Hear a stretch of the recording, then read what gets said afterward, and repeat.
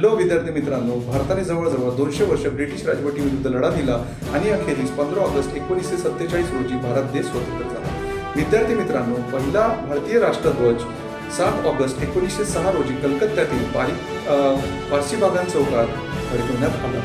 त्यामध्ये मुख्यत्वे लाल, पिवळा आणि हिरवा रंग होता। विद्यार्थी मित्रांनो, 1931 रोजी पहिला भारतीय राष्ट्रध्वज स्वीकारण्याचा ठराव पारित करण्यात आला।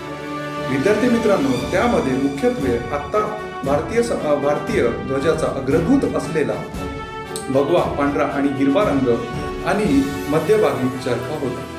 विद्यार्थी मित्रांनो, काही बदलांसह सम्राट अशोकाच्या सिंह राजधानीतून अशोक चक्रासह भारतीय तिरंगा अधिकृतपणे 22 जुलै 1947 रोजी स्वीकारण्यात आला आणि हा तिरंगा 15 ऑगस्ट 1947 रोजी प्रथम फडकवण्यात आला।